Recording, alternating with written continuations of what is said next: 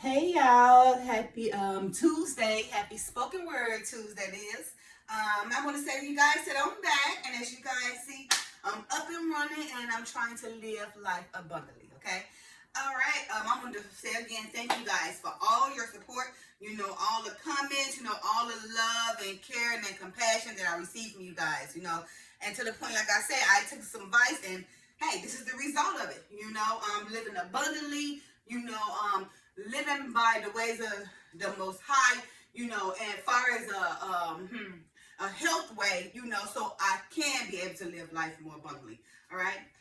So, you guys, today I'm gonna start off with some more proverbs and everything, because remember, proverbs is to gain you guys wisdom, and it will teach you how to live through this very earth.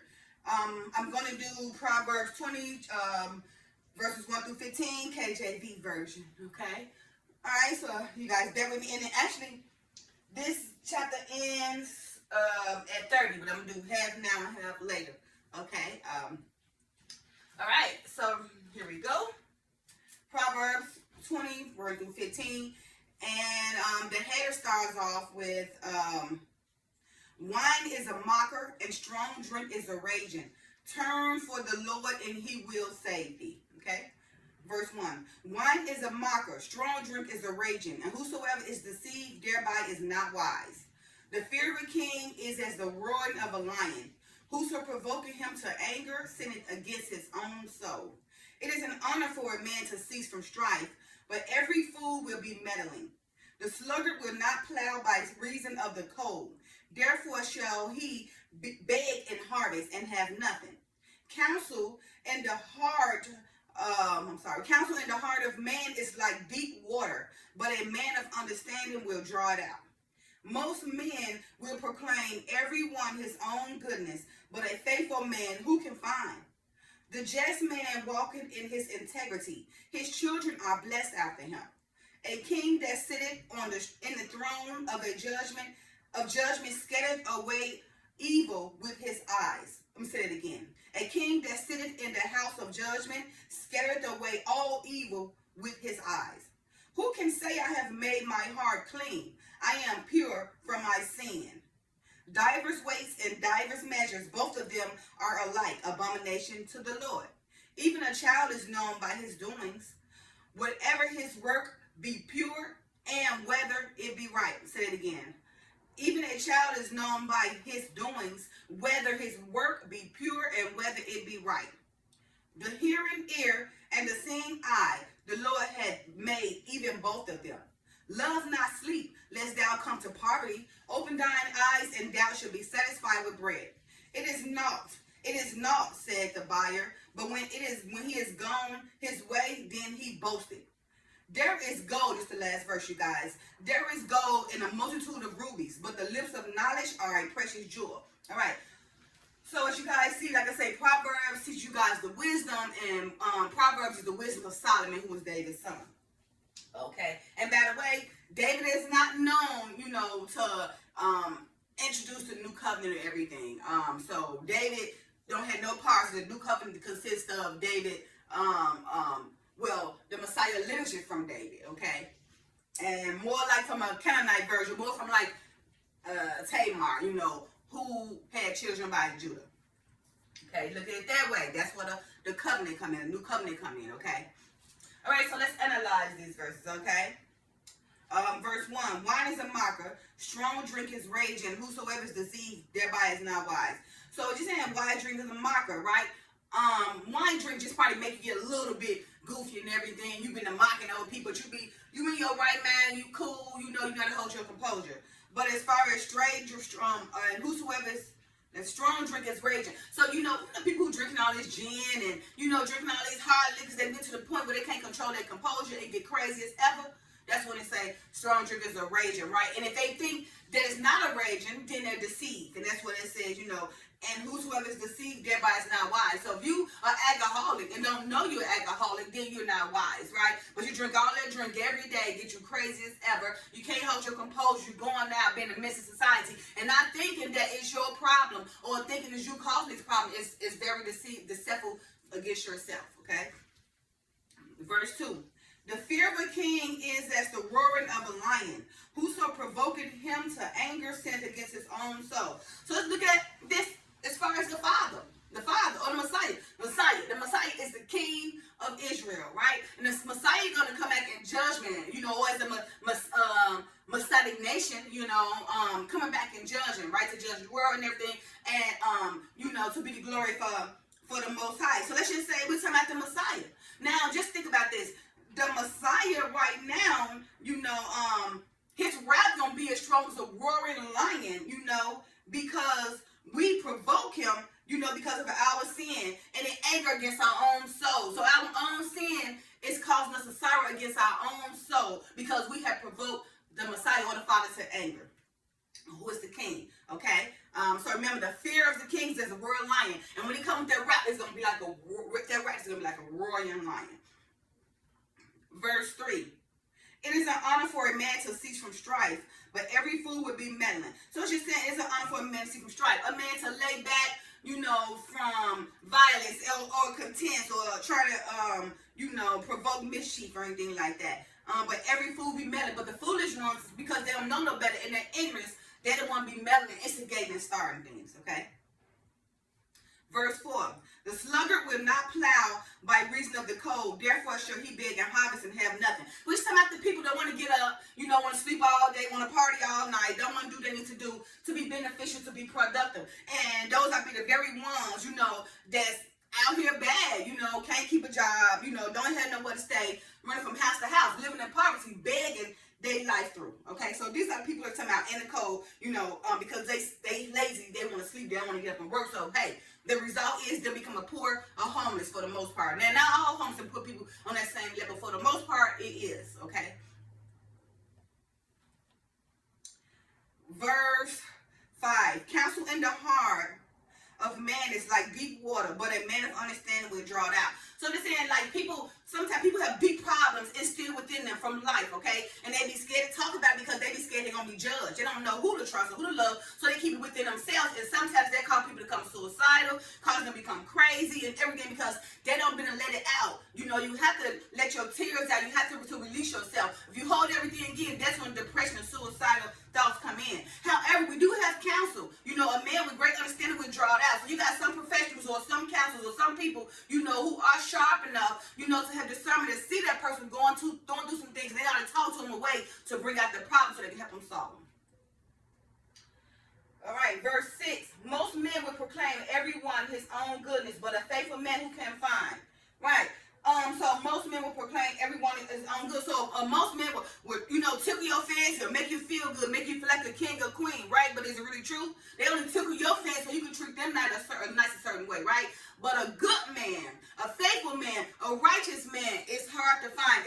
Those are very rare. Just like I say with myself, my life wasn't the average life. It's very rare that somebody probably of me and my caliber want to teach the Father. You see? A good man who can find, who want to promote the Father word, to teach the people so they can understand, so they can come back to the Bible and live more abundantly. Verse 7, the just man walketh in his integrity. His children are blessed after him. So you're saying the just man, remember raise a child right there when I depart from it. So a just man walks in his integrity. He have humane, he have moral. So he walk, and he want to walk with integrity so where he don't have a conscience over his back, knowing that he's not putting forth none in his universe that would make him feel comfortable.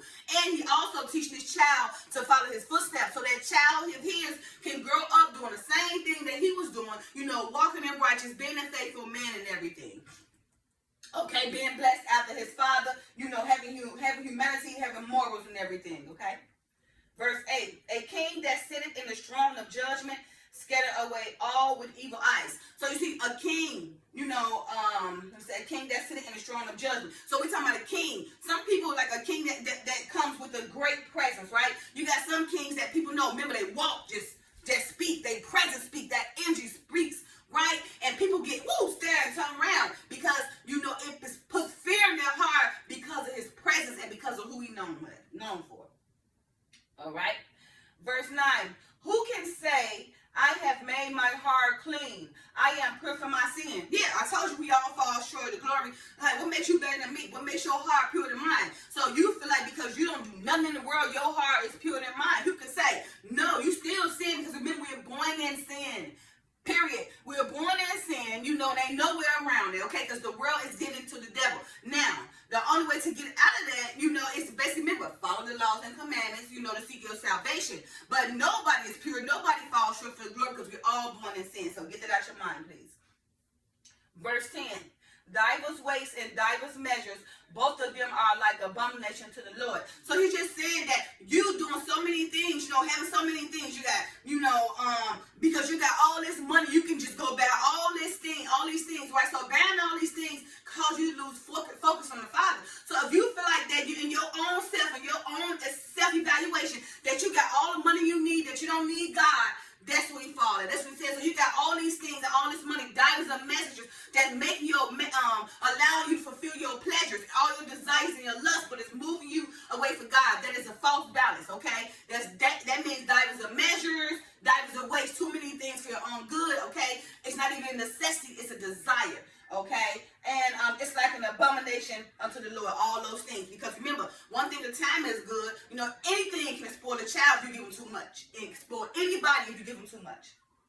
They be unbalanced. And that's, remember, unbalanced is also a sin. Verse 11. Even a child is known by his doings, whether his works be pure or whether it be right. So we know a child, you know, because a child, you know, can be old, about 3 or 4, you tell them don't touch nothing. That hot stove, they don't want to touch it anyway. Then they touch it, then they realize, oh, that is hot. Okay, even though my parents told me don't touch it, I don't want to listen. Because remember, the children is born into sin too. You know, a child is just going to be mischievous. That's what children do because we're born in sin, okay? And a child also knows if they're doing right or wrong, okay, or a toddler, you know, because you question them sometimes, you know, you just question them a certain way, they understand. Verse 12, the hearing ear and the seeing eye, the Lord had made even both of them. So he's saying everything of living and hearing, the Father have created, okay? Everything is living to him. He created us all, okay? Number 13, love not sleep, lest thou come to poverty. Open thine eyes, and thou shalt be satisfied with bread. So he said, don't sleep your life away. You got people that go, you know, man, live to sleep all day, get up at 4, 5 in the morning with slob here, stuff like coming out, walking outside, ain't even took care of that hygiene, just up. Like, what are you up for? What are you sleeping for? You know, what are you alive for? What are you awake for? You know, are you the walking dead or are you walking in life? Okay, he's saying, you know, get yourself up, get your priorities together. Don't sleep your life away, because you sleep your life away, the result is poverty. You will be homeless, or you're going to be depending on somebody for the rest of your life. And they got to die too, because ain't nobody living forever, right? Well, eternal life it is, but right now, physically, we going anyway. So if you don't get yourself together, you're going to depend on somebody, you know, or, and in the end, when they pass, you're still going to result to poverty, because you didn't set yourself up to study or work or do nothing, or seek a trade or something to take care of yourself.